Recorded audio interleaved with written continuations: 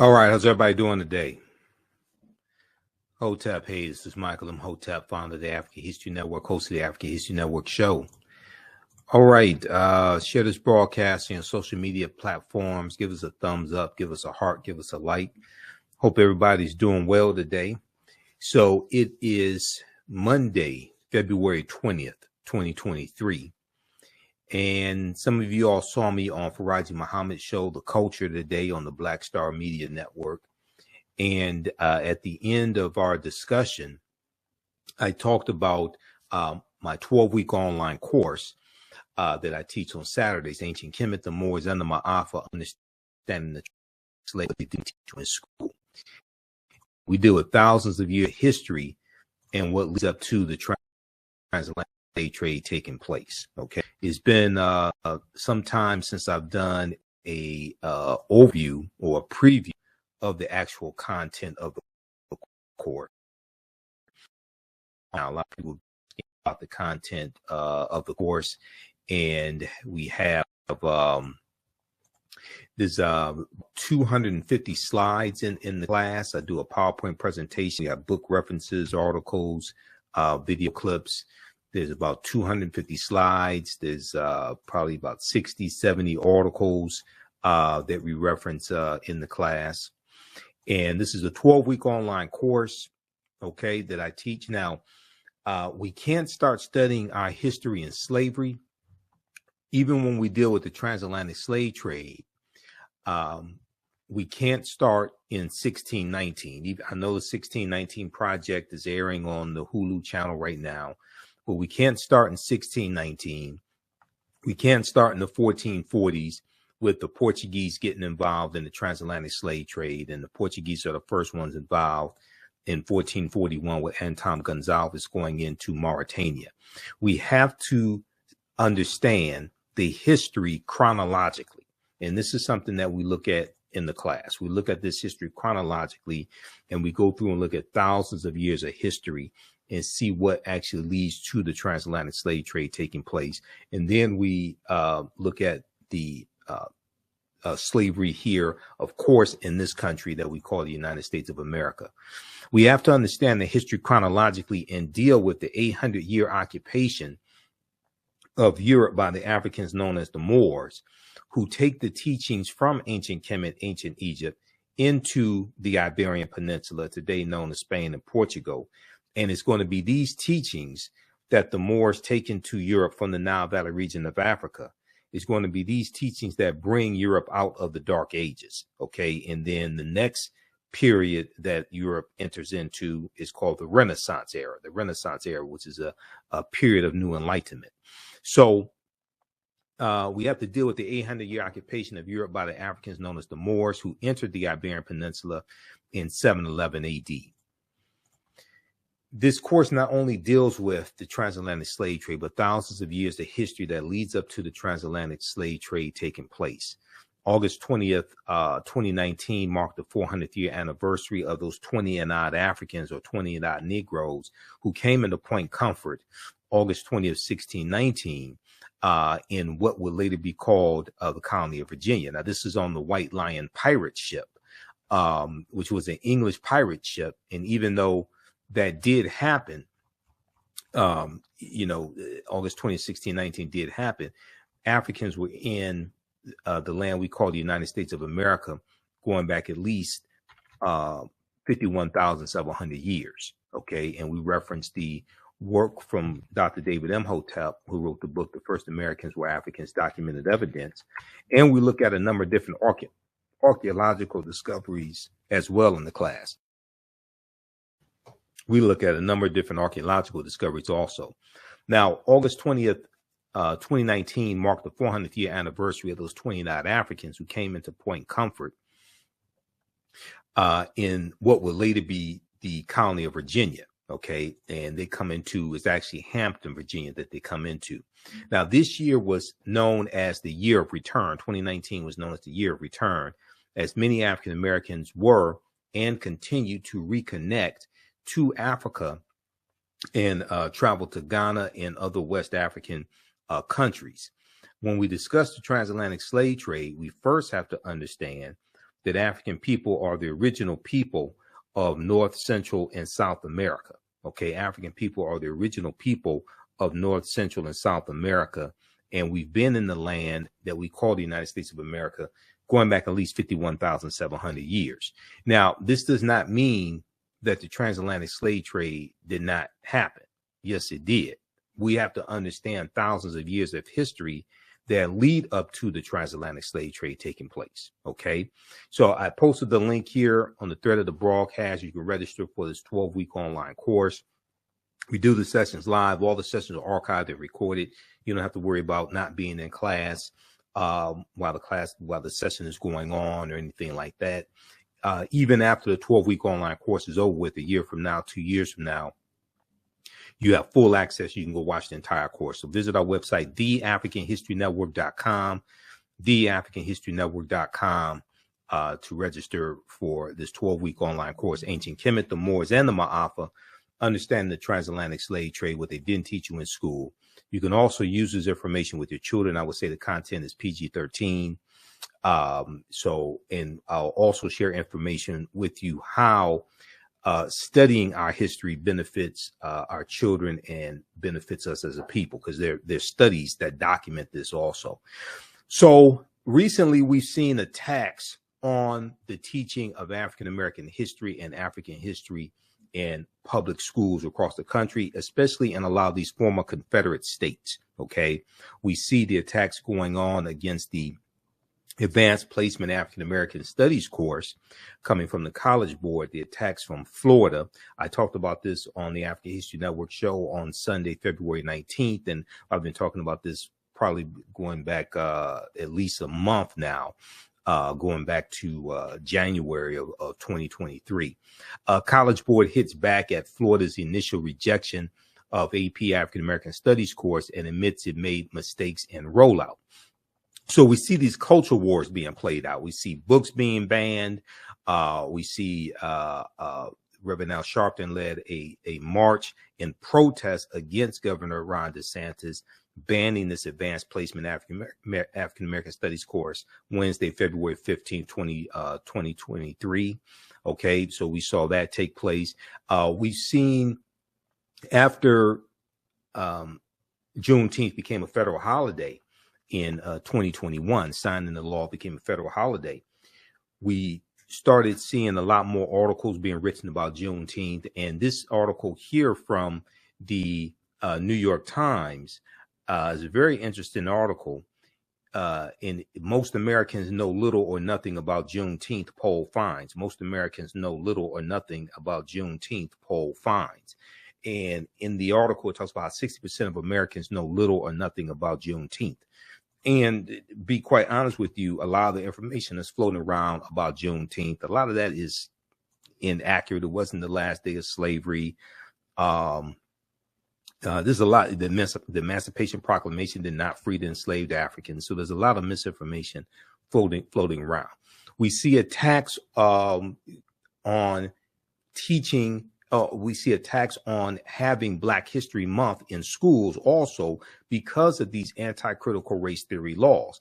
So in 2022, we saw a lot of stories that dealt with how it's harder to celebrate Black History Month and teach it in schools that have these new laws, these new rules. This article here from Axios.com, new rules are limiting how teachers can teach Black History Month. New rules are limiting how teachers can teach Black History Month. And then we see stories about what I call slave lessons gone wrong, or stories about slavery gone wrong. This is an article from the USA Today, mock slave auctions, racist lessons, how U.S. history class often traumatizes, dehumanizes Black students. Okay, so you have this article here that's from 2021, and then this one, Republican state lawmakers want to punish schools that teach the 1619 Project. So we see these attacks on the 1619 Project. We see these attacks on teaching African-American history, African history, etc. And a lot of this has to do with white fear. A lot of this has to do with the fear of the browning of America. Okay, which is why us understanding our history is so critical right now. Yes, it should be taught in every school across the country, as Dr. Carter G. Woodson, who created Negro History Week in 1926, as he correctly stated. Yes, it should be. But what we're dealing with is the fear of the browning of America, and the fear that some white people have that by the year 2043, white people will no longer be the majority population in this country.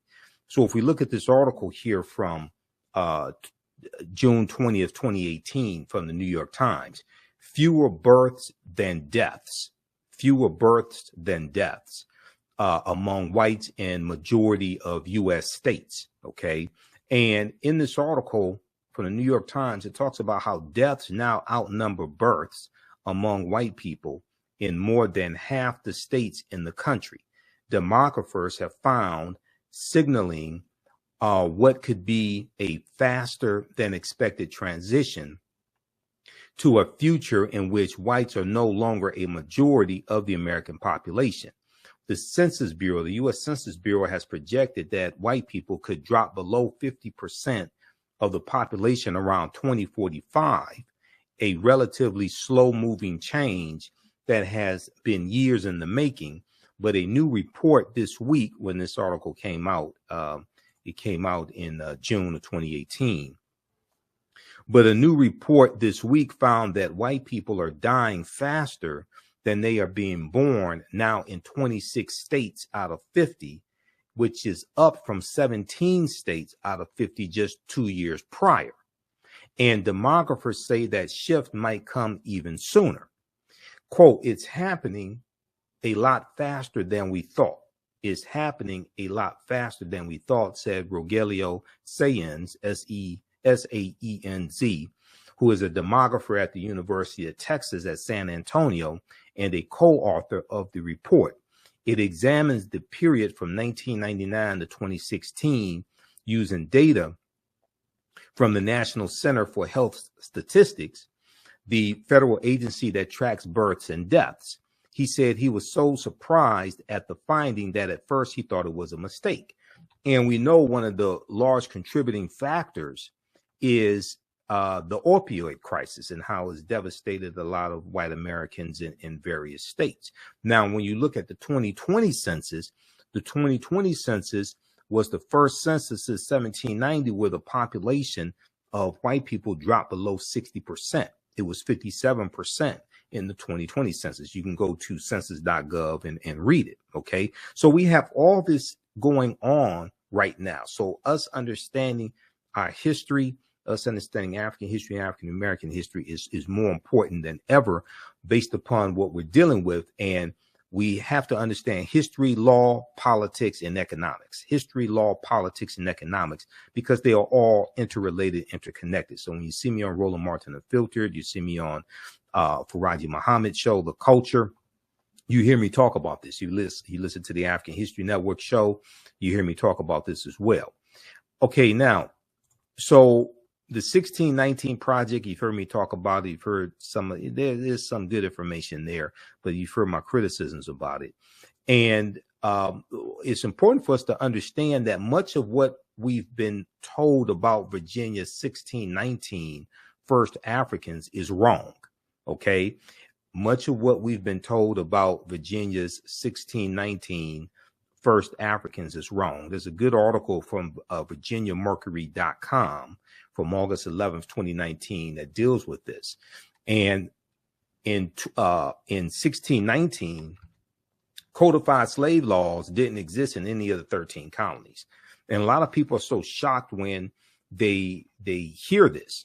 The whole way that slavery evolved in this country and even the way race evolved in this country is different than the way we actually think it evolved. Okay. I mean, that gets also in the Bacon's Rebellion, 1675, 1676, in the colony of Virginia, what happens after Bacon's Rebellion and the introduction of the term white in the colony of Virginia around 1681 to break up the alliance between enslaved Africans, free African Americans, poor whites, white indentured servants, things of this nature. That all comes to a head in Bacon's Rebellion, where you have this rebellion of about 500 people of different races, different statuses, some enslaved Africans, some white indentured servants, etc.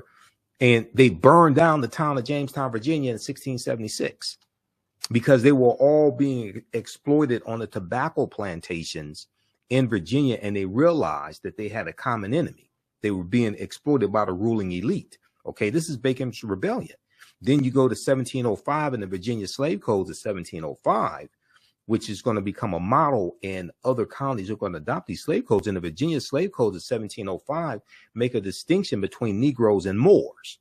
So you get into this, you start dealing with a deep understanding of history, and you start seeing how all this evolves, and nationalities and status, and start seeing how all of this evolves. Okay. So the way this history actually happens is much different than the way we think it happens. So the way we talk, I like this type of information, like on the broadcast. Okay, continue here. And we have the link here in the thread of the broadcast where you can register for this 12-week online course. It's on sale, $80, regularly $130. Ancient Kemet, the Moors, and the Ma'afa, understanding the transatlantic slave trade, what they teach you in school. All right, now, Africans were in South Carolina in 1526, 93 years before Virginia. Okay, now this is not talked about a lot. We focus on 1619, and I have to tell people, they say we first came to these shores 1619. No, we were here thousands of years before that. But even if you just look during the transatlantic slave trade, the Spanish were taking Africans into the territory we call South Carolina in 1526. Okay, now this is something we deal with all this in the class because we go through and look at this history chronologically. So these are all slides from the course that I teach, that I put together.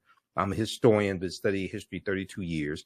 I put together this curriculum as well as the second class that I teach, which is from the Civil War to the Civil Rights Movement and Black Power, 1800 to 1968, which goes through and goes deep into looking at that 168-year period of history and analyzing what happened to us also after slavery ended. Okay, now before 1619, there was 1526, the mystery of the first enslaved Africans in what became the United States. There's a good article from Washington Post, September 7th, 2019, September 7th, 2019, that deals with this history. 1526 is not talked about a lot. Okay. And you had those Africans, there's going to be an uprising. They're going to overthrow their oppressors and they're going to run away. And it's believed they went to live with Native Americans. So it was the Spanish tried to set up the settlement, but it was a failed settlement. Now, Spanish explorers brought 100 African slaves to a doomed settlement in South Carolina or Georgia. Within weeks, the subjugated revolted, then vanished. Maybe that's why they don't want us to know about 1526, because those Africans overthrew their oppressors. So maybe that's why that's not talked about a lot. But that's 93 years before Jamestown, Virginia. And then in 1513, Juan Ponce de Leon, the Spanish conquistador, comes into Florida, and he has an African with him named Juan Garrido. Juan Garrido was born in West Africa around 1480. And Juan Garrido is probably the first African we know of by name, in this land that we call the United States of America, or what Native Americans call Turtle Island. And Dr. David Imhotep talks about Turtle Island in the book, The First Americans Were Africans, Documented Evidence. Okay, so we look at different African, some different African civilizations, ancient African civilizations like ancient Nubia, and we look at African empires besides Egypt that Europeans and Arabs tried to claim as their own. One of them is ancient Nubia, okay, or Ta-Nehisi, which existed from about 4500 BC to 500 AD. And Nubia is the mother of ancient Kemet. Nubia is the mother of ancient Kemet or ancient Egypt, okay, because and Abyssinia or Ethiopia is the grandmother. So to understand ancient Kemet, ancient Egypt, you have to understand Nubia and understand Ethiopia. Now, ancient Nubia or Ta-Seti or Ta-Nehesi, also known as Kush, which was more of a region. Kush was more of a region than a kingdom. And some of that also depends upon which period of time you're talking about as well. But ancient Nubia was a region along the Nile River located in northern Sudan and southern Egypt or southern Kemet. Okay. And today, the lower portion of Egypt and the upper portion of the Sudan, that is where Nubia was. Okay. The geographical demarcations that we see in on the map that we see in Africa, the 54 African nations, those largely come from the Berlin Conference of 1884 and 1885. Okay. The Berlin Conference, the conference to divide Africa. There's a good article that I referenced, the interview that I did with Professor James Small, and we talked about, I think it was in the interview where we talked about the Woman King. There was a good there's a good article from thought.co. Okay, and it's on the Berlin Conference. This one right here, the Berlin Conference to divide Africa, the colonization of the continent by European powers. This article is from June 30th, 2019, and it goes in, deals with some of the history of these 14 European nations having this conference in Berlin, Germany, and and they carve up Africa into colonies. Okay, they carve up Africa into colonies. This is one of the ways how Great Britain got so much territory in Africa from the Berlin Conference also. Okay, so check this out. This deals with the Berlin Conference of 1884 and 1885. There was no African representation conference. Okay, there was no African representation at the Berlin Conference. These were all Europeans.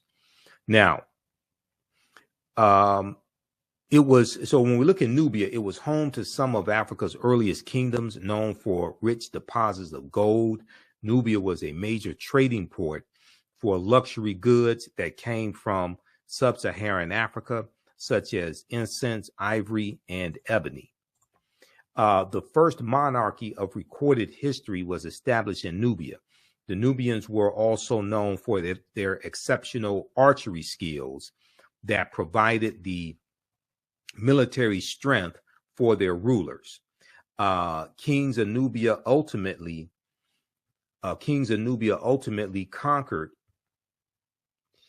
and ruled Egypt for about a century, for about 100 years. Monuments still stand in modern Egypt and Sudan at the sites where Nubian rulers built cities, temples, and royal pyramids. Now, also, there are twice as many, when we look at the Sudan today, there are twice as many pyramids in the Sudan as there are in Egypt. Okay, there are over 200 pyramids in the Sudan. Okay, there are twice as many in the Sudan as there are in Egypt, because the Sudan, Nubia, was the mother of ancient Kemet.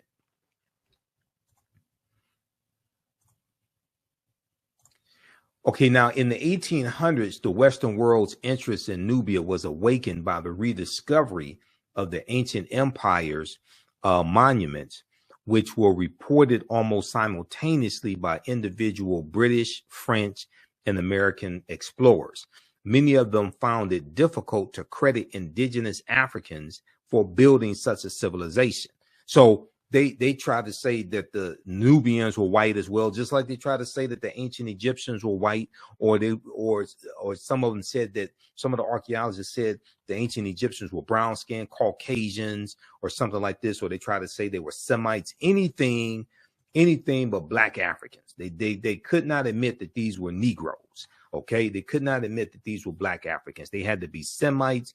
They had to be brown-skinned Caucasians, biracial, triracial, something like that. All right, in this this clip right here, you have a scientist, a white scientist, disappointed when he finds out that ancient Egyptian pharaohs were Black Africans. They did the scientific analysis, and he had to admit that they were Black Africans. He was disappointed when it happened. This was from this clip was from the History Channel, and we actually posted this on our Facebook fan page, the African History Network. He got thousands of likes. It went viral. Now, during the 1840s, German Egyptologist Carl Richard Lepsius, Lepsius, asserted confidently that the Greek term Ethiopian, when referring to ancient civilized people of Kush, did not apply to Negroes, but was used to describe the reddish-skinned people closely related to the Egyptians who belonged to the Caucasian race. Okay, they do whatever they can to discredit it. They don't want to admit these are Black Africans. Now, Nubia was the first recorded monarch in history. Ancient Egypt is the first major civilization in Africa for which records are abundant. It was not, however, Africa's first kingdom. A March 1st, 1979 New York Times front page article written by journalist Boyce Rensberger reported, quote, evidence of the oldest recognizable monarchy in human history preceding the rise of the earliest Egyptian kings by several generations has been discovered in artifacts from ancient Nubia. End quote. Now, the artifacts including hundreds of fragments of pottery, jewelry, stone vessels, and ceremonial objects such as incense burners were initially recovered from the Cusco Cemetery by Keith C. Seal, a professor at the University of Chicago. Okay, so then we look at the Punic Wars, and we look at civilizations like Carthage and the Carthaginians and their fight against the Romans in the three Punic Wars as well. Now, we know Carthage is in North Africa. It's in the area that today is Tunisia. We look at Hannibal Barca, okay, who was a Carthaginian, one of the greatest military strategists in history. He became a general at the age of 26.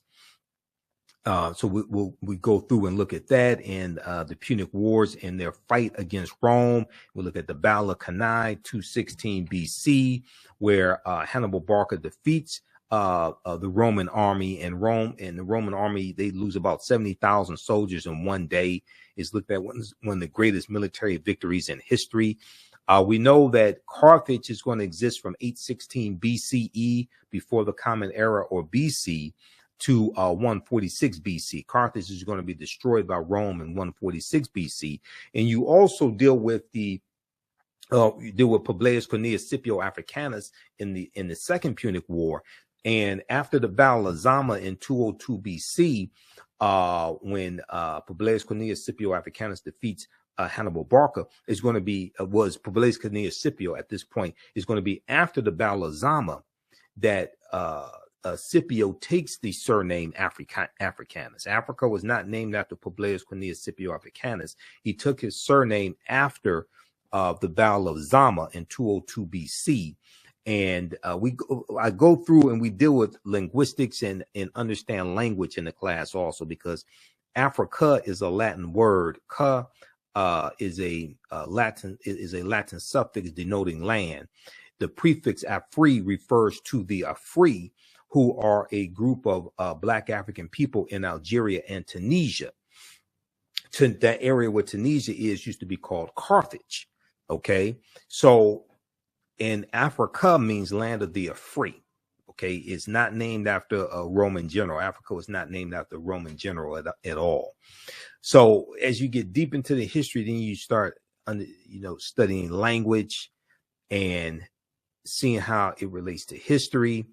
And a lot of these myths that are being pushed fall apart.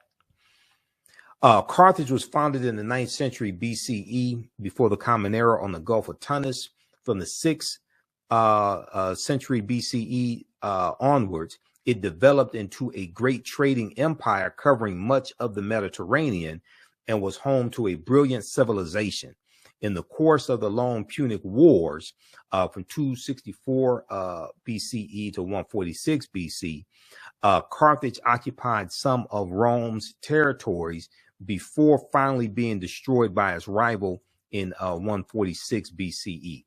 Now, in his book, World's Great Men of Color, Volume 1, history scholar J.A. Rogers asserts that the Carthaginians were descendants of the Phoenicians, a Negroid people, and that, in fact, until the rise of the doctrine of white superiority. Now, this is extremely important because on the History Channel in 2016, they had a series called Barbarians Rising, and I watched it, Barbarians Rising, and it dealt with 700 years of invasions in the Roman Empire, okay, leading to the fall of the Roman Empire in 476 AD, when the western portion, I should say the fall of the western portion of the Roman Empire, 476 AD, when the Vandals and the Visigoths crushed the western portion of the Roman Empire.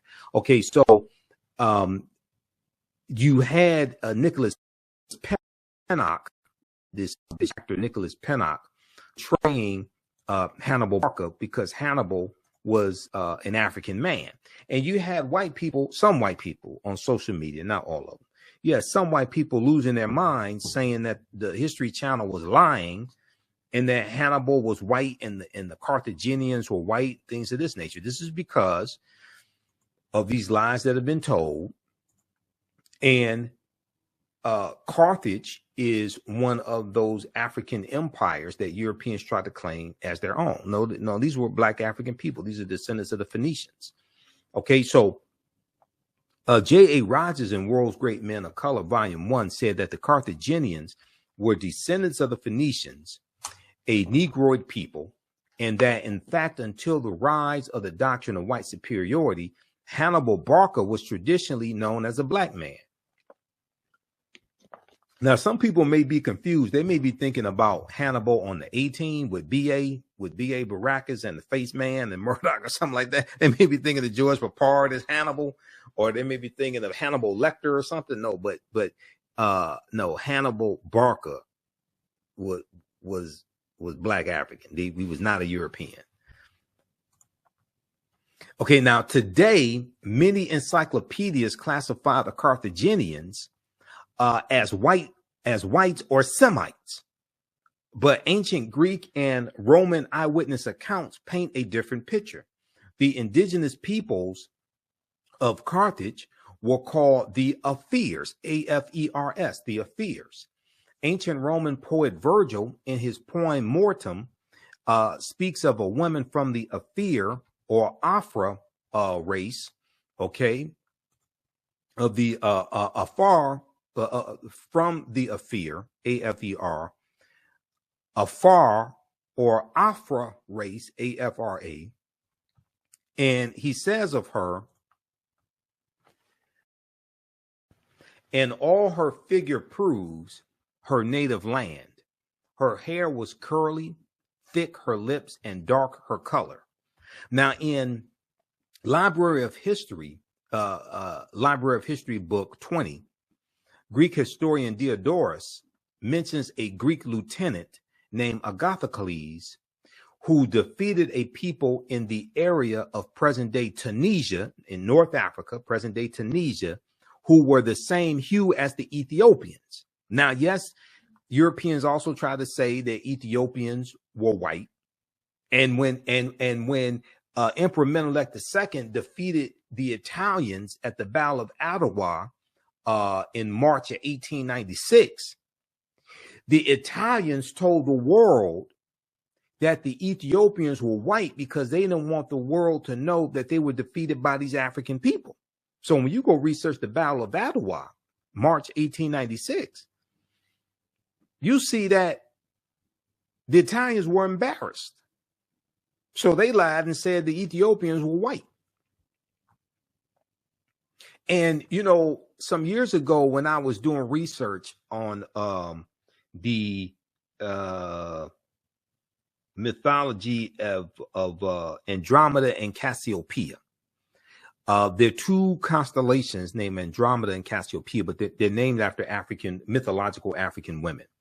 And this comes out of, you have them in Greek mythology, but these were African women, because we know, like, Zeus, who's the king of the gods in Greek mythology. Zeus, according to Greek mythology, they tell you Zeus came from Ethiopia.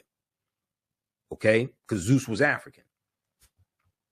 But I was researching Andromeda and Cassiopeia, and I came across a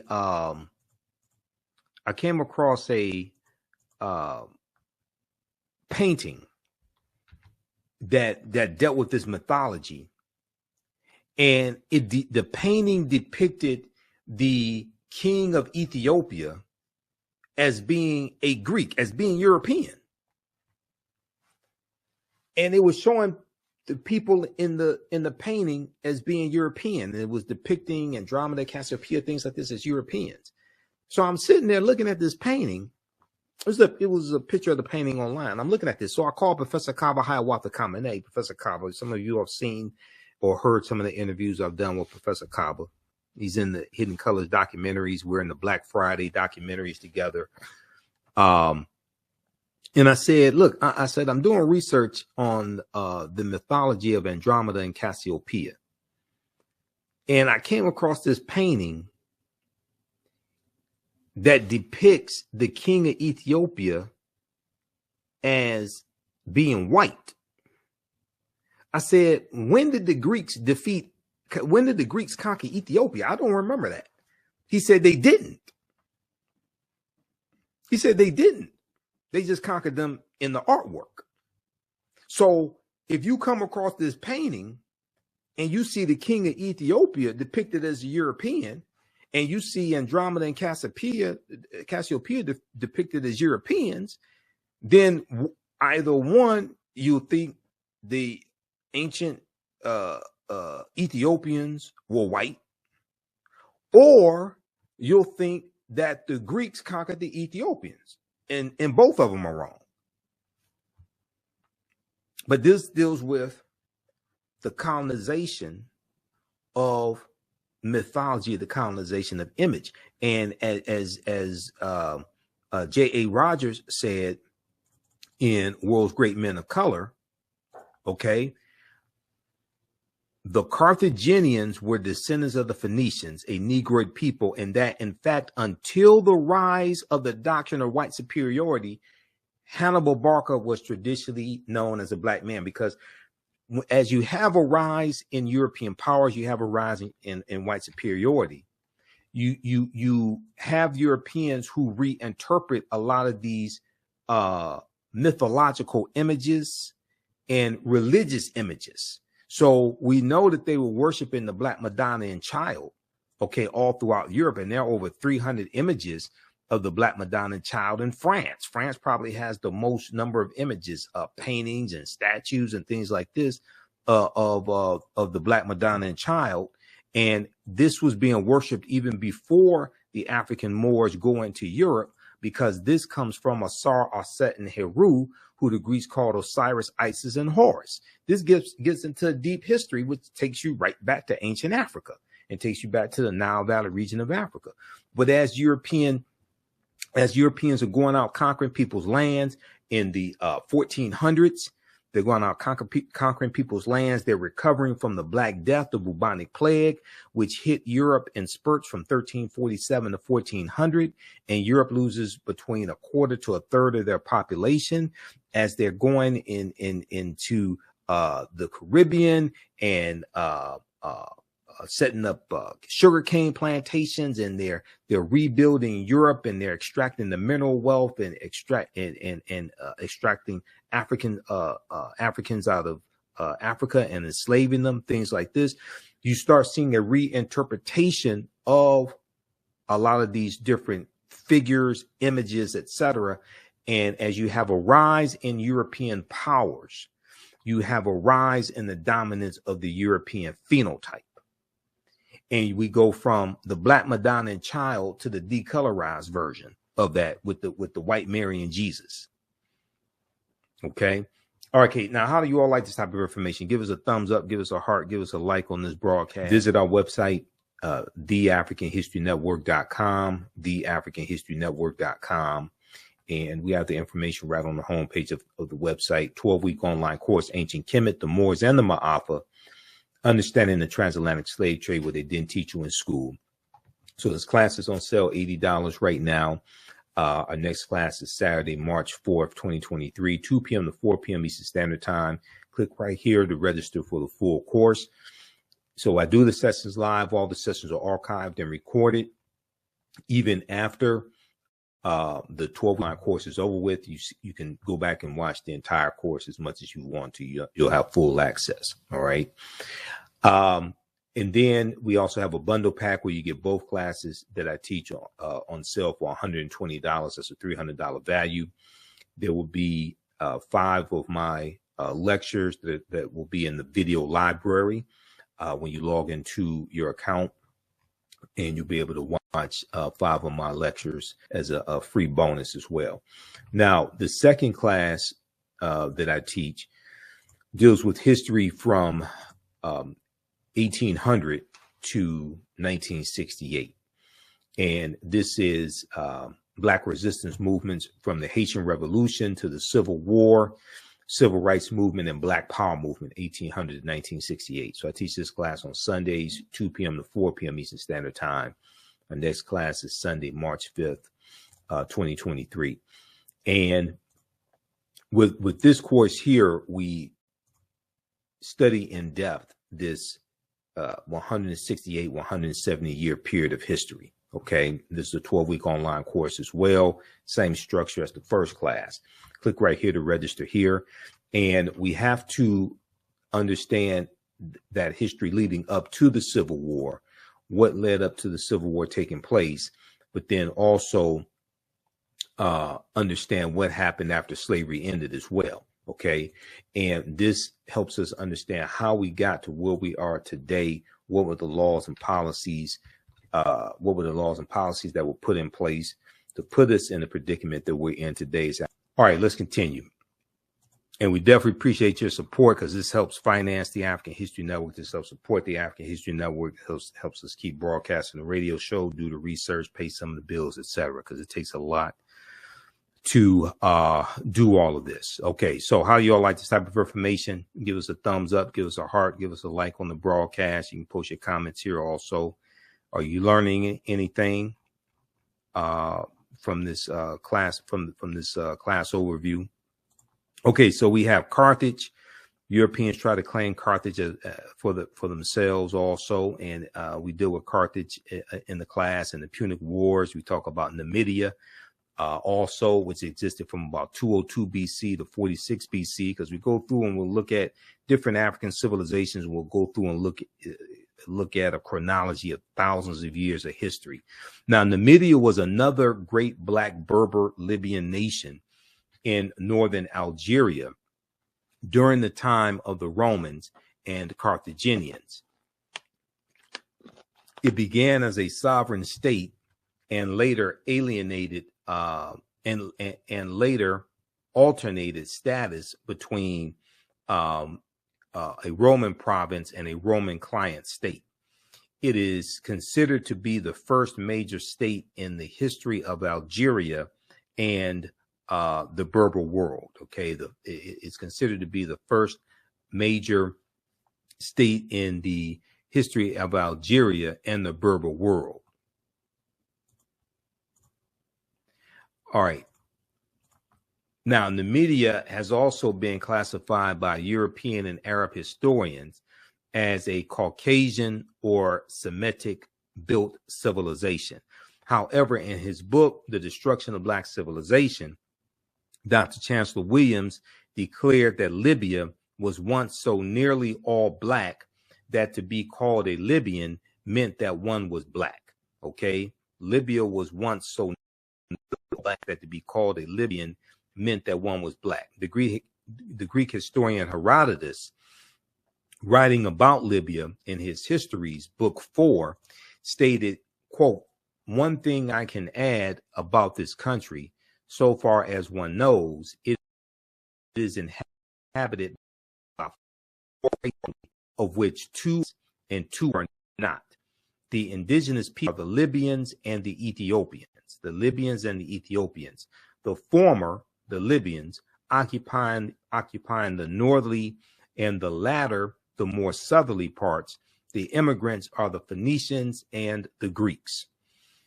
Now, one of the most famous Berber Moors of the Roman times was Massinissa, the king of Numidia, who assisted the Romans against the Carthaginians during the Punic Wars. Okay, so he teamed up with the Romans to help defeat the Carthaginians. And when you study Hannibal Barca and the Punic Wars, you read about the Numidians siding with the Romans.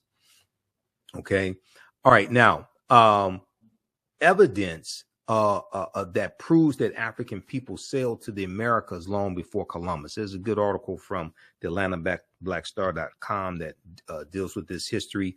And we deal with, there's about 60 or 70 articles that we reference in the class. There's 7 books that we reference also in the course. You don't have to buy any of these books to follow along. I use the books as reference, and we scan the pages and show you the text on the screen. But we can look at from Christopher Columbus himself, because Columbus kept a diary. According to renowned American historian and linguist Leo Weiner of Harvard University, one of the strongest pieces of evidence to support the fact that African people or Black people sailed to America before Christopher Columbus was a journal entry from Columbus himself. In Leo Weiner's book, Africa and the Discovery of America,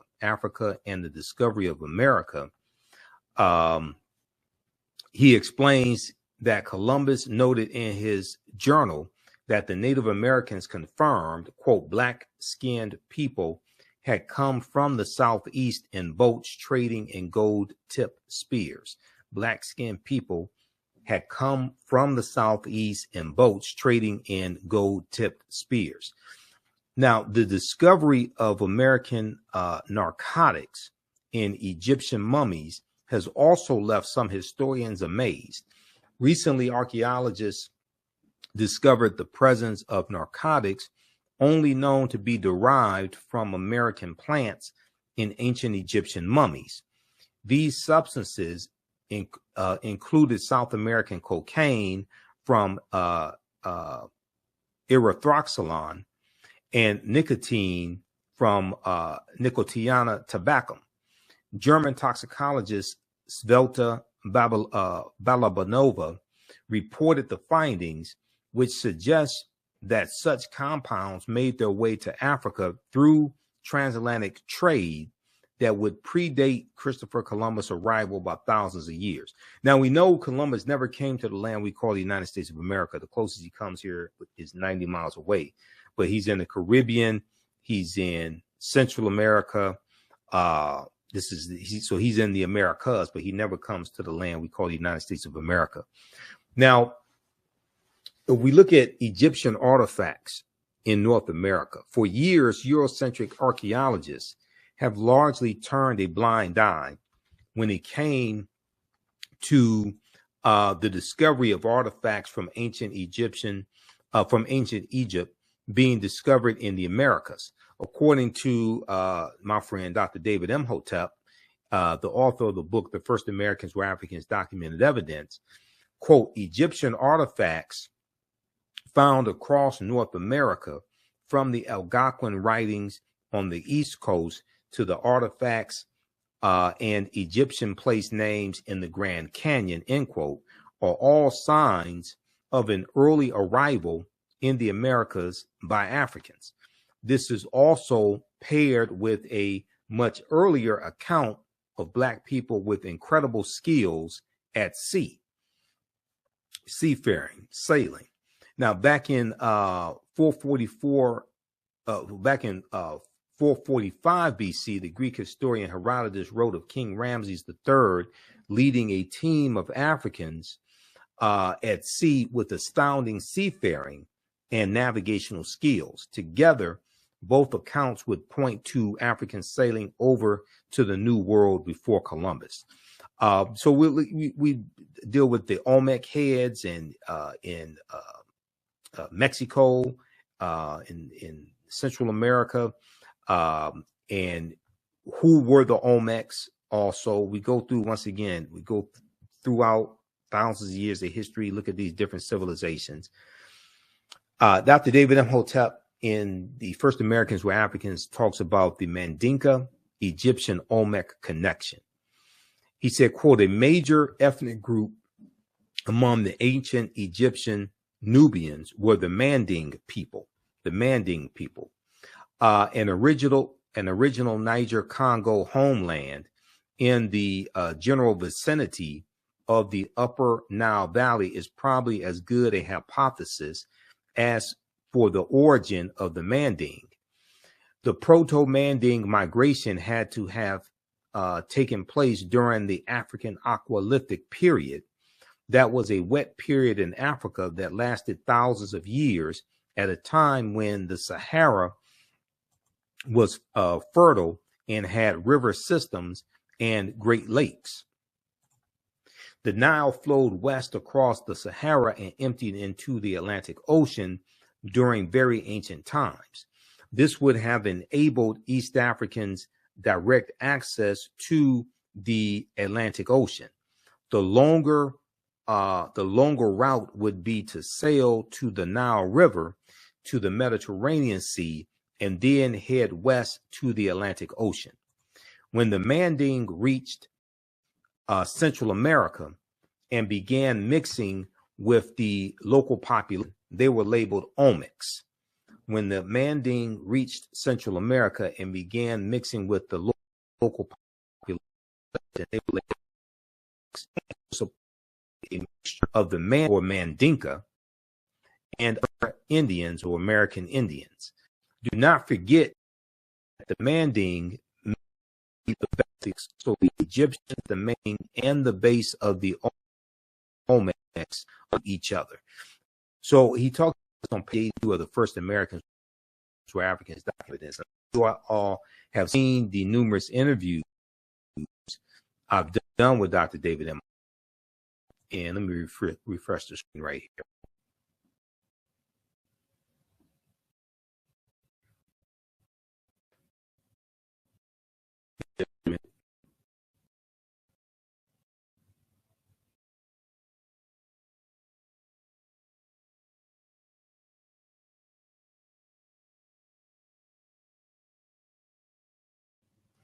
Okay, we're back. I had to refresh the screen there.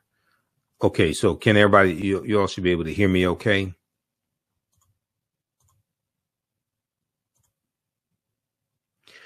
All right, so when the Manding reached Central America and began mixing with the local population, they were labeled Olmecs. The Olmecs were supposedly a mixture of the Manding or Mandinka and American Indians or Americans. Do not forget that the Manding made up the base of the Olmecs, so the Egyptians, the Manding, and the base of the Olmecs are related to each other. Okay, this comes from page 82 of The First Americans Were Africans, Documented Evidence by Dr. David Imhotep. His book is a fantastic book, and his first book is out of print. The second book came out in 2021.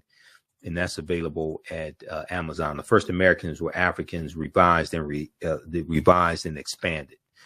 Now, in 1311 AD, thousands of years after the Olmec arrived, the Mandinkan Muslim Abu Bakr II sailed 2,000 ships from Mali, West Africa, in the Atlantic, headed west. When they reached South America, they left signs on the rocks at the mouths of rivers, warning followers of dangerous or friendly natives. So Dr. David Imhotep talks about this on page 88 of The First Americans Were Africans, Documented Evidence.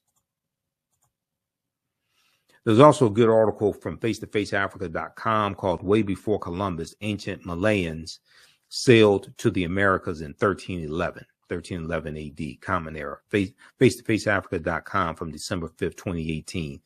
In this article, It says, according to a number of sources, Abubakar II, Mansa, which means king, Mansa of the Mali Empire in the 14th century, led Malayan sailors to the Americas, specifically present-day Brazil, almost 200 years before Christopher Columbus arrived. Abubakar II ruled what was arguably the richest and largest empire on earth, covering nearly all of West Africa. The BBC reported in the article, Africa's Great Explorer, which came out December 13th, the year 2000, on the saga of Abubakar II. He left with 2,000 boats, by Malayan scholar Gausu Diawara. Notes, Abubakar wanted to find out whether the Atlantic Ocean, like the great river Niger that swept through Mali, had another bank. He had traveled extensively throughout and outside of the African continent, already owning most of the continent. His predecessor and uncle, Sundiata Keita, had already founded the Mali Empire and conquered a good stretch of the Sahara Desert and the great forests along the West African coast. Okay, so we look at West Africa and Ghana, Songhai, and Mali, but also Mansa Musa is also related. There's a relation between Mansa Musa and the fictitious character of T'Challa in Black Panther in Wakanda. Now, there's a good article from history.com, the official website of the History Channel, that talks about this, okay? Because we deal with the film Black Panther in the course, because Black Panther relates to African history, African culture, African language, African spiritual systems. There are 11 different African cultures that are infused into the film Black Panther. Ruth Carter, who was the costume designer, she studied African cultures for 6 months. Okay, Ruth Carter, who won an Oscar for her costume designing for the film Black Panther. And she incorporated 11 different African cultures into the movie. Okay, so this article here talks about from the history.com. It says, in the vast fictional universe of Marvel Comics, T'Challa, better known as Black Panther, is not only king of Wakanda, he's also the richest superhero of them all. And although the title of wealthiest person alive involves a tug of war between billionaire CEOs, the wealthiest person in history, Mansa Musa, has more in common with Marvel's first black superhero. Mansa Musa became ruler of the Mali Empire in 1312 Common Era, or AD, taking the throne after his predecessor, Abubakar II, for whom he'd serve as deputy, went missing on a voyage he took by sea to find the edge of the Atlantic Ocean. Mansa Musa's rule came at a time, now this is extremely important right here. Mansa Musa's rule came at a time when European nations were struggling due to raging civil wars and a lack of resources. Okay, so Europe was dealing with poverty, famine, disease, civil wars, things like this, while West Africa is thriving, while the Mali Empire is thriving. During this period, the Mali Empire flourished thanks to ample natural resources like gold and salt.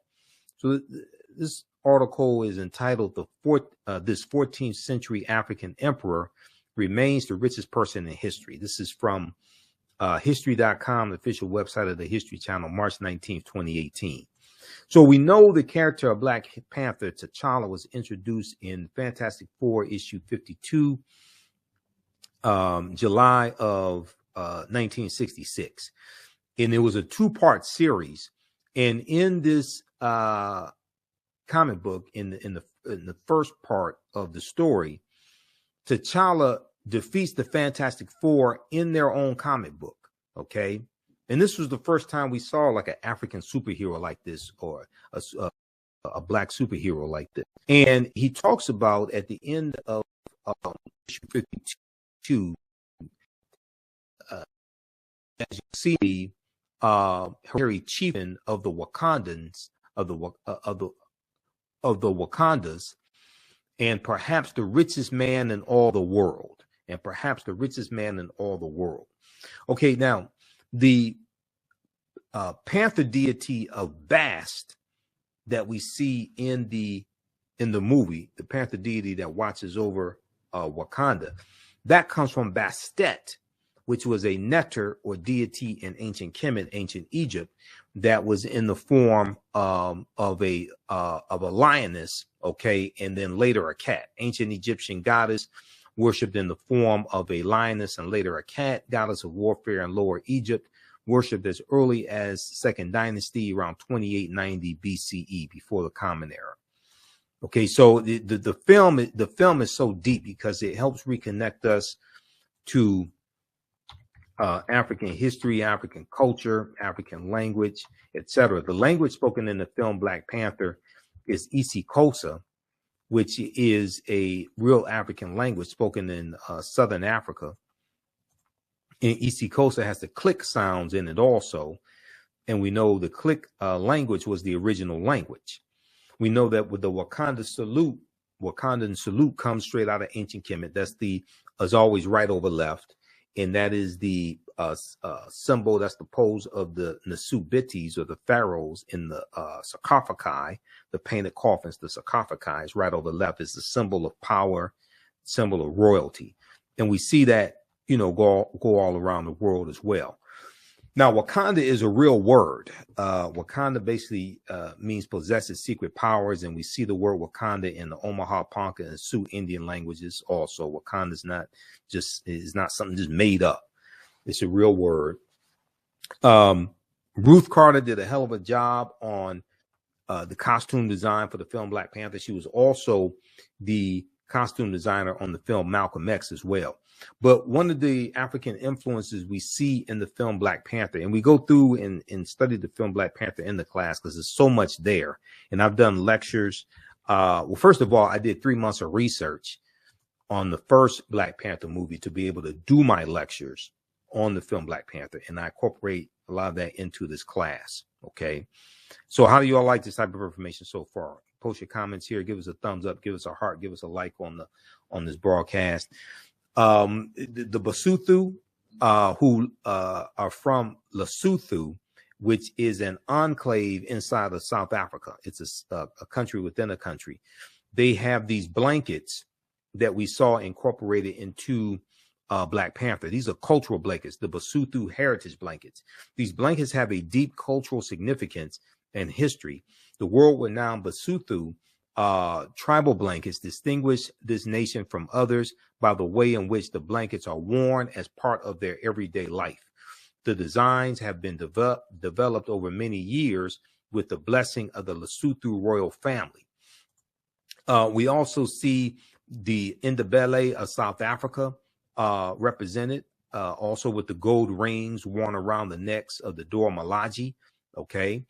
And then we see the Ovahimba of Namibia represented in the hairstyle of one of the elders when they are on the side of the mountain and they're watching the ritual combat that was taking place. So at the beginning of the movie, the ritual combat between T'Challa and M'Baku.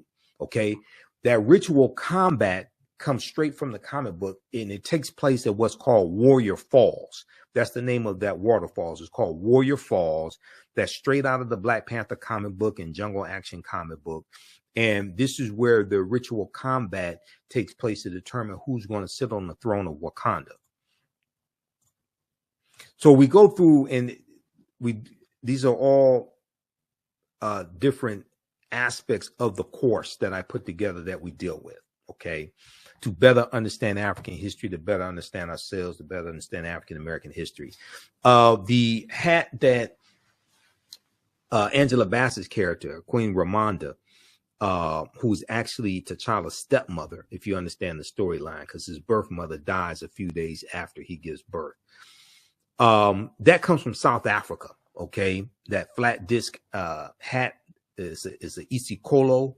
Angela Bassett as Queen Mother Ramonda makes an entrance with a large disc headdress.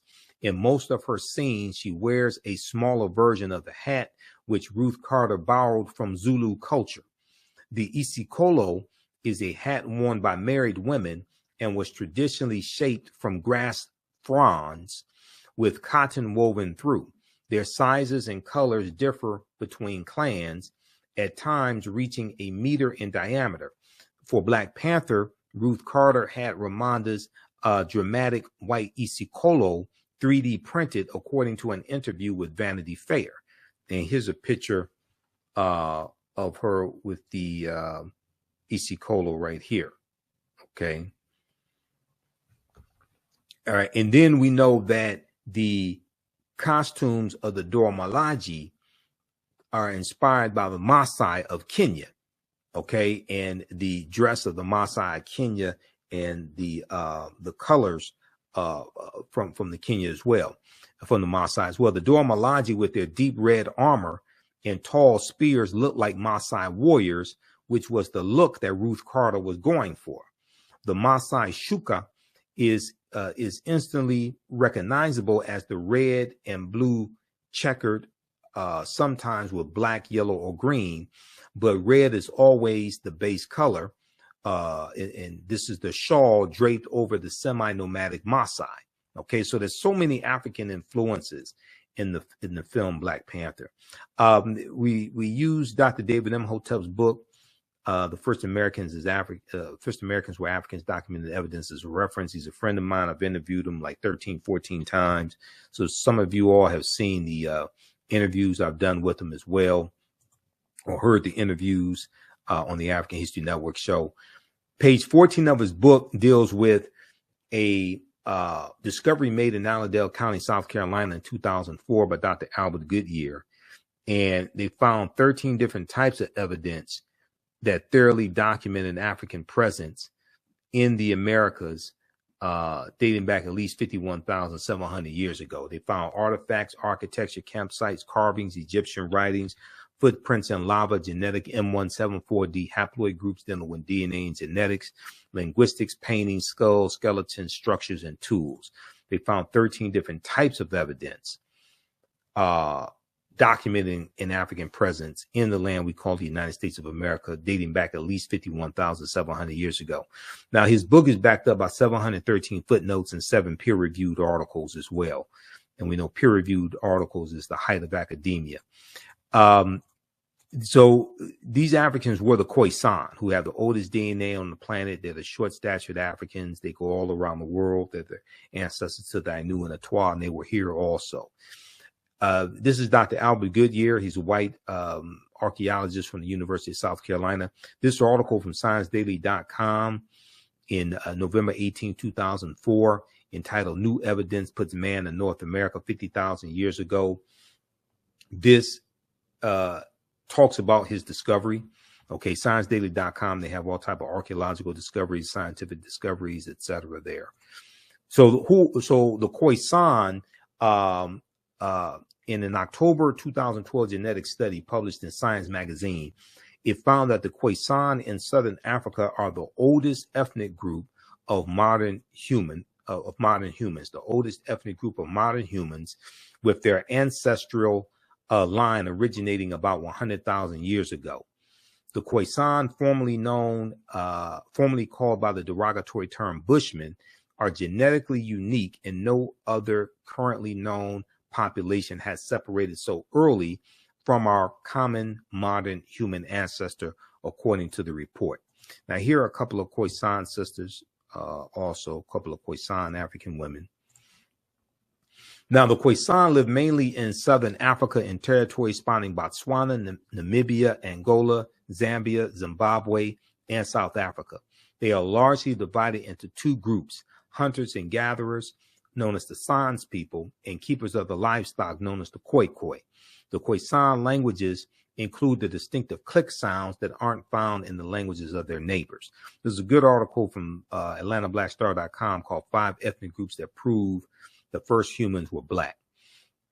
Okay, so when we look at this land historically, there were 1 million mounds in this land.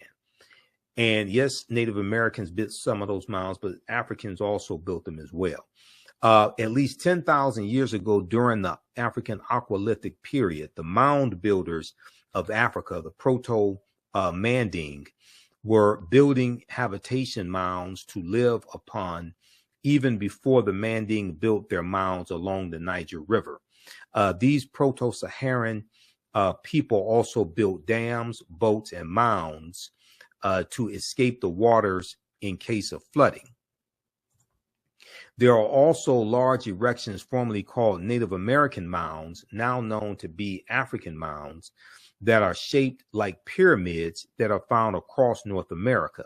The largest ones surviving today are in the Mississippi Valley. The largest of all was the Cahokia Mound, that's in East Illinois, Cahokia, near the area where the Mississippi and Missouri rivers converge.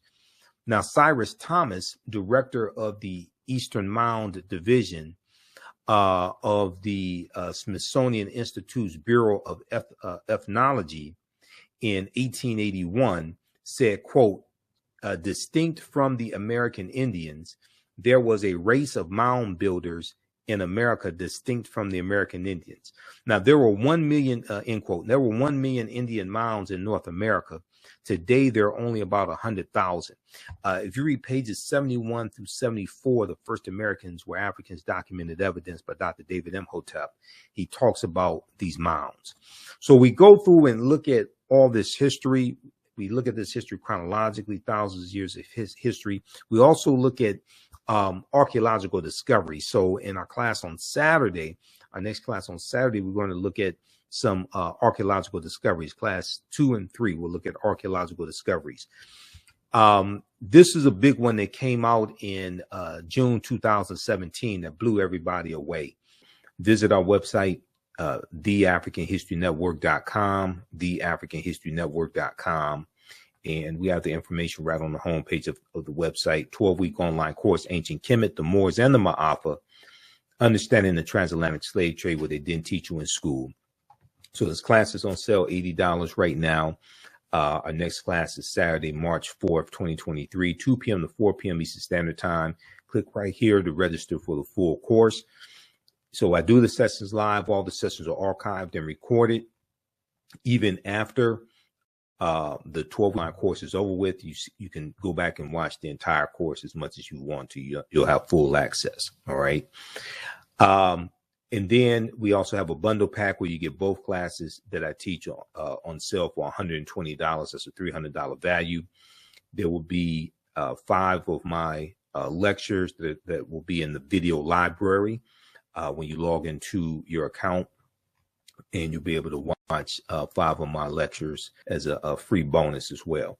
Now, the second class that I teach deals with history from 1800 to 1968.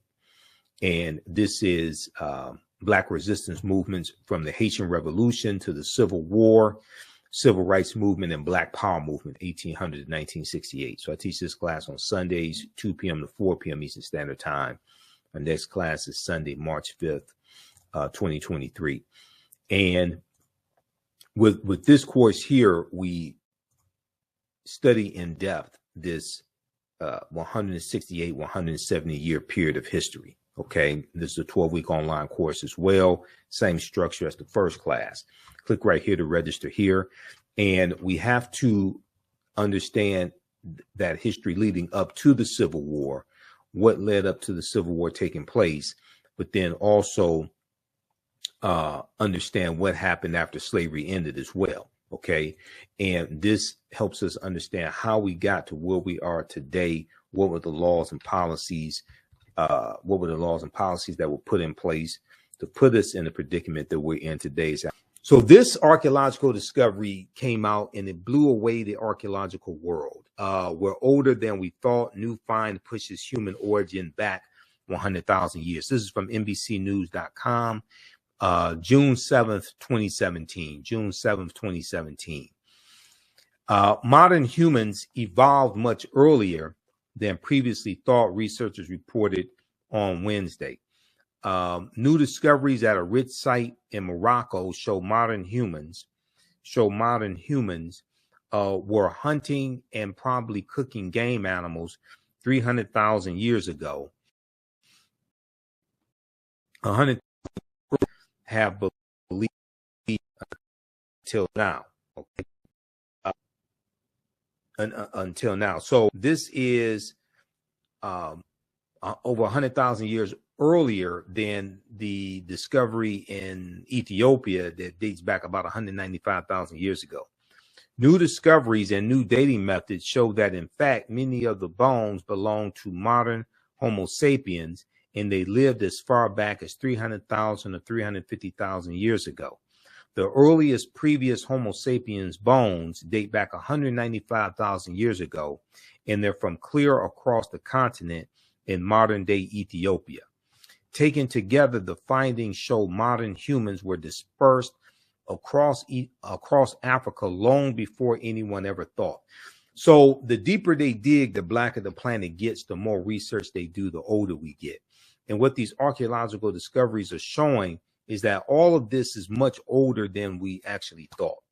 African people are older than we thought. We were migrating out of East Africa earlier than we thought. We were here in this land we call the United States of America much earlier than we thought. We did not first come here conquered and shackled and chained by Europeans. No, this was our land stolen from us. This article from February 2010, New York Times, on Crete, new evidence of very ancient mariners. It talks about how stone tools were found on the Greek island of Crete over the course of 2 summers, and these stone tools date back 130,000 years ago, which pushes maritime sailing in the Mediterranean back thousands of years. It causes them to have to rethink everything, push the timeline back. The deeper they dig, the blacker the planet gets, the more research they do, the older we get.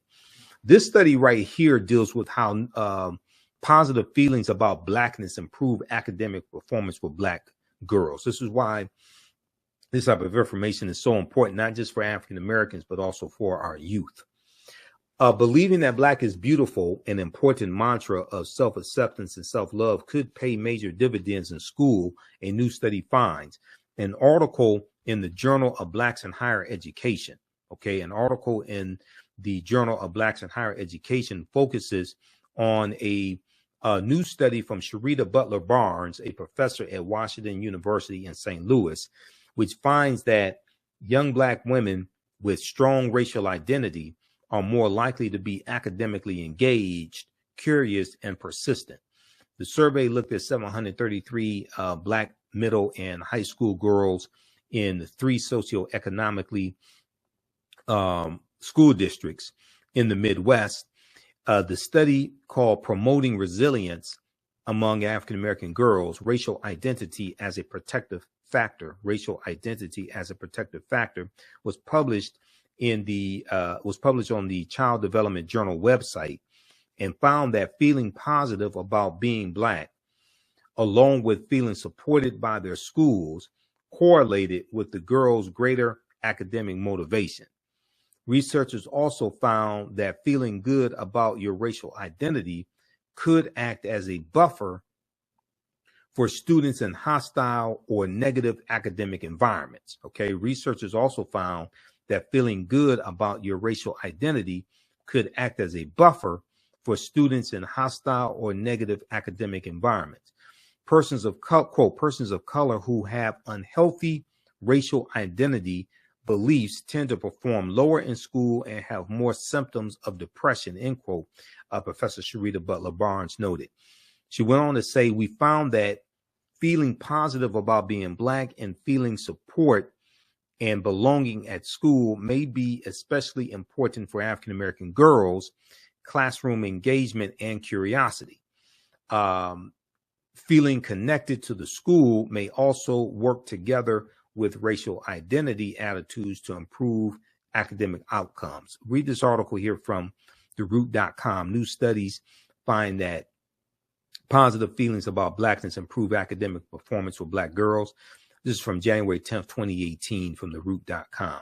Now, this article here from blackamericaweb.com from 2012, this dealt with how, this dealt with a study that showed how TV watching kills black boys' self-esteem.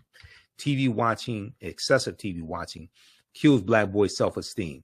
A new study, a new, precise, and exhaustive year-long study finds that watching television regularly distorts and ultimately destroys the self-esteem of young black males, who often find themselves comparing one another to the characters they view on air, leaving them feeling trapped and as if there are, quote, very few positive life paths they can aspire to, end quote. So there are numerous outlets that ran this story. This particular one comes from blackamericaweb.com, July 14, 2012. So then we have this study right here. This is a joint study by the University of Pittsburgh and Harvard University. It deals with how African-American teens with racial pride do better in school. And University of Pittsburgh has an article, Can Instilling Racial Pride in Black Teens Lead to Better Educational Outcomes? Pitt University study shows racially conscious parenting strategies can be the key to student success in school. AfricanGlobe.net has the article, Black Teens with Racial Pride Do Better in School, from January 1st, 2013.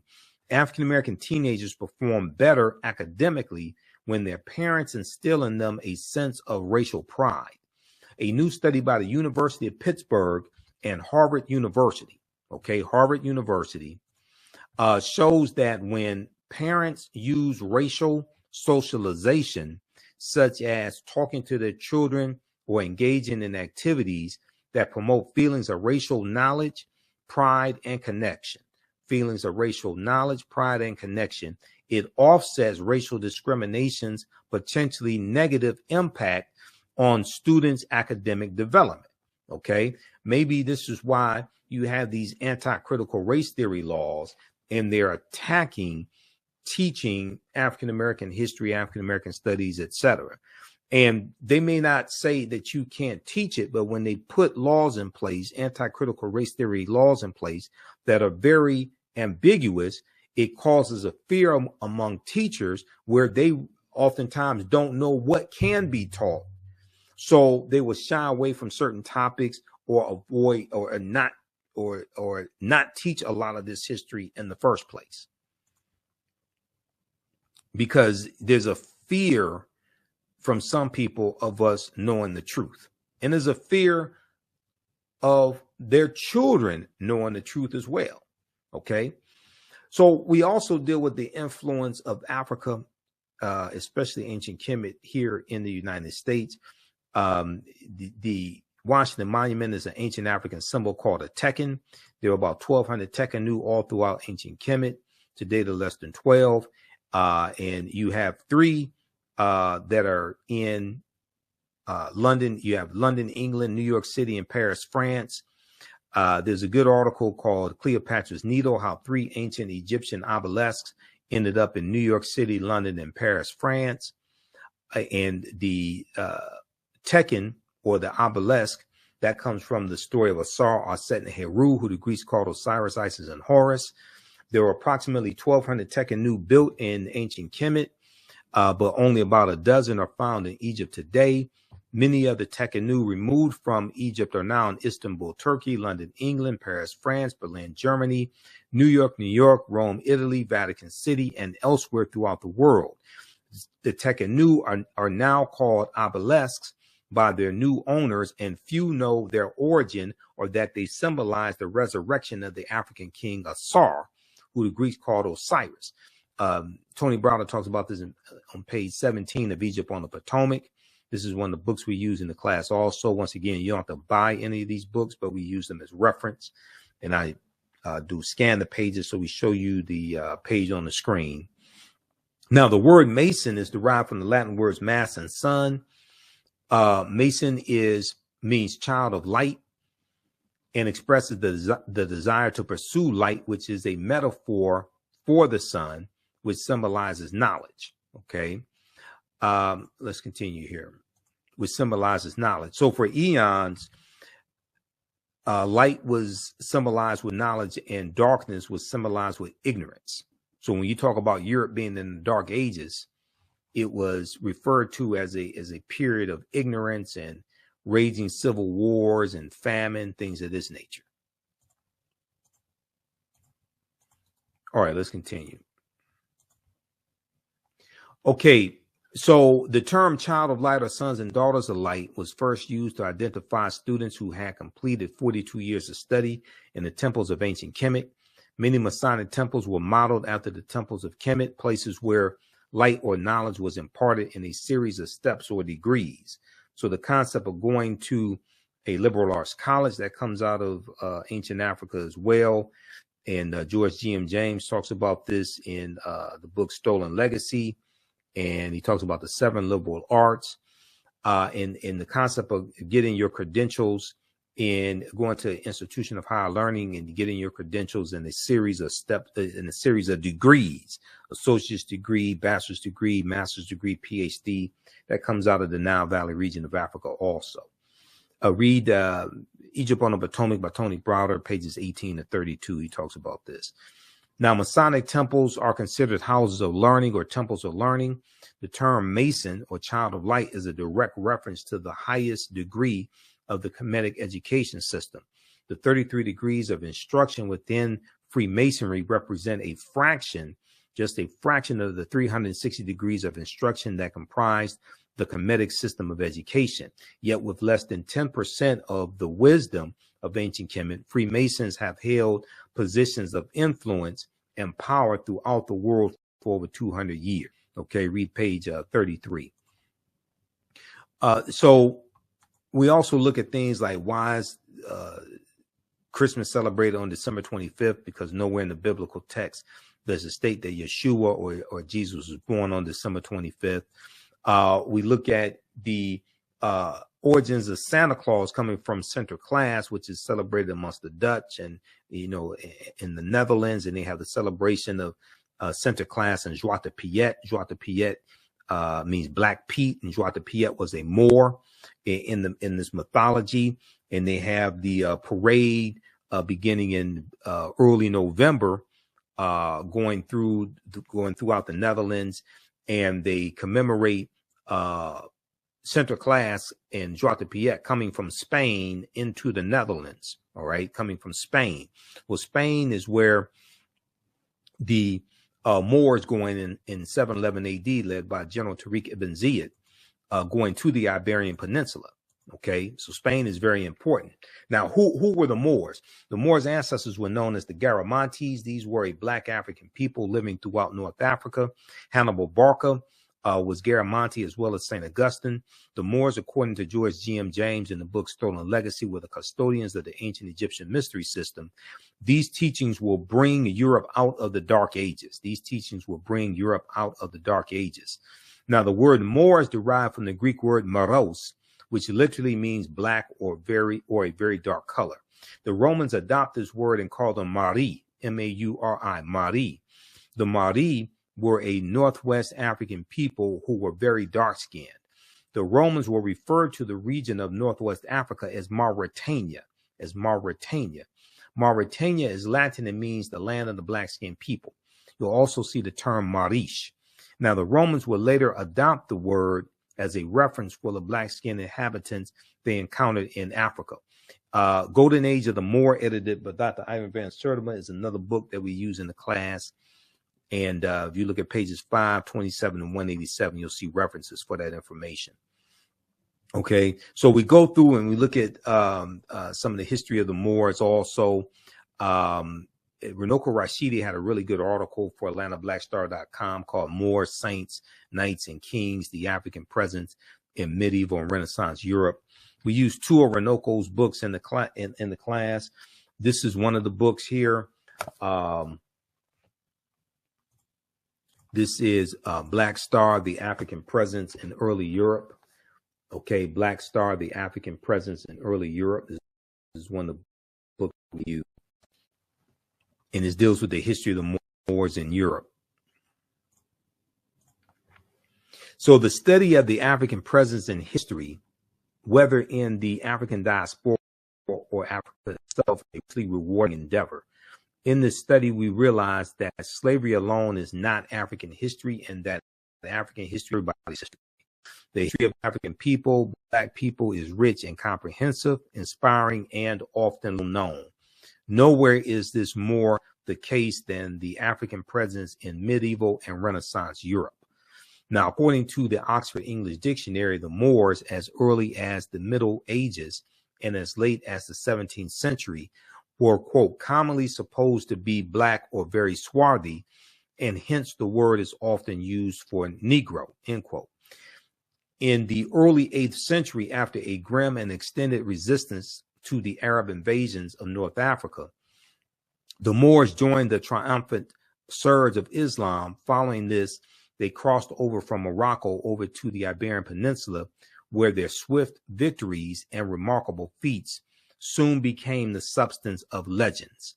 In July 710, Tarif, with 400 foot soldiers and 100 horses, all Berbers, successfully carried out a mission in southern Iberia. That was the reconnaissance mission, to get the lay of the land and see what's going on. Then Tariq goes in 711 AD. Tarif, an important city in southern Spain, is named after him. Then in 711 AD, Tariq ibn Ziyad goes in also, okay? And wasting no time to relish his victory, Tariq pushed on with his dashing and seemingly tireless Moorish cavalry to the Spanish city of Toledo. Within a month's time, General Tariq ibn Ziyad had effectively terminated European dominance of the Iberian Peninsula. Okay, so we'll also talk about Ghana, Shanghai, and Mali. One of the things that I've added to the class, because I've been teaching this class on and off since 2017, is we'll also talk about Queen Nzinga of the modern day Angola, because we know that the documentary from executive producer Jada Pinkett Smith is on Netflix now, African Queens, and the first installment deals with Queen Nzinga. And one of my teachers, Professor James Small, was a consultant on the series. Okay, so when I interviewed him in January, we talked about Queen Nzinga, and we talked about the African Queen series also. We also talked about Godfather of Harlem, because he's the technical consultant. He's the historical consultant on Godfather of Harlem. So we definitely have to deal with Christopher Columbus in this class to get a better understanding of the spread of the transatlantic slave trade and the involvement of Spain, because the Spanish are the second ones. The Spanish are the second ones involved in the transatlantic slave trade. Okay, and we know the Portuguese are the first ones involved, and Spain and Portugal are right next to each other. Now, convinced that what was Columbus looking for? Convinced that he would find a new lucrative sea route to the Orient, to Asia, by sailing west to find silk, tea, spices, gold, etc. This was big business in the 15th century. Okay, Europeans lost their trading route to Asia because of the fall of Constantinople to the Ottoman Turks. Okay, so the Ottoman Turks captured Constantinople and thus divert the trade in Eastern European slaves away from the Mediterranean to Islamic markets. The Italians increasingly look to North Africa as their source for slaves. All right. Now, Columbus never found that direct water route from the west going east that he was looking for. When we look at where he goes on his 4 voyages, he never comes to the land we call the United States of America. Okay, he goes into Cuba, Haiti, Puerto Rico, Honduras, Panama, the Bahamas, Hispaniola. The western third of the island of Hispaniola is where Haiti is, etc. He never comes to the land we call the United States of America. If you go to history.com and search for Columbus, they have a good chart there. It shows you where he went on his 4 voyages. Now, what was the transatlantic slave trade? And how is this different from the slave trade? Now, the widespread enslavement of diverse peoples for economic and political gain has played a fundamental role throughout human history in the development of nations. Ancient Greek and Roman societies operated by using slave labor, as did many European countries in the modern period. As early as the Middle Ages, Mediterranean cities were supplied with Moorish black slaves from Muslim countries in North Africa. By comparison, the slave trade is a term which has grown to be associated specifically with the transatlantic trade or the triangular trade that spanned for centuries, roughly 50, it goes back to 1441, but some people put it at 1518 because that deals with the Asiento de Negros of August 1518, signed by King Charles V of Spain, which drastically expands the transatlantic slave trade and increases the need for enslaved African labor. This involved three continents, Europe, Africa, and the Americas, and was responsible for human suffering on an unprecedented scale. Now Brazil doesn't abolish slavery to 1888. 1865 is when it is abolished in the United States, but Cuba doesn't abolish it. Cuba abolishes it in 1886, and it's 1888 in Brazil. Now, slavery comes to the New World. African slaves were first brought to the New World shortly after the discovery by Christopher Columbus of the so-called New World. Legend has it that one slave was included in his original crew and that they could be found on Hispaniola, the island of Hispaniola, a site of present-day Haiti, as early as 1501. Upon his arrival in the Bahamas, Columbus himself captured 7 of the natives for their quote-unquote education, that's what he said, on his return to Spain. However, the slave trade proper only began in 1518 when the first African cargo direct from Africa landed in the West Indies. This is after the Asiento de Negros. The importation of Africans to work in the Americas was the inspiration of the Spanish bishop Bartolomeu de las Casas, whose support of black slavery was motivated by humanitarian concerns. And de las Casas is a bishop. Bishop Bartolomeu de las Casas, he travels on some of the voyages with Columbus. He keeps a diary and he documents the atrocities that Columbus inflicts on the indigenous people. And he said that Columbus was responsible for killing 12 million to 25 million indigenous people.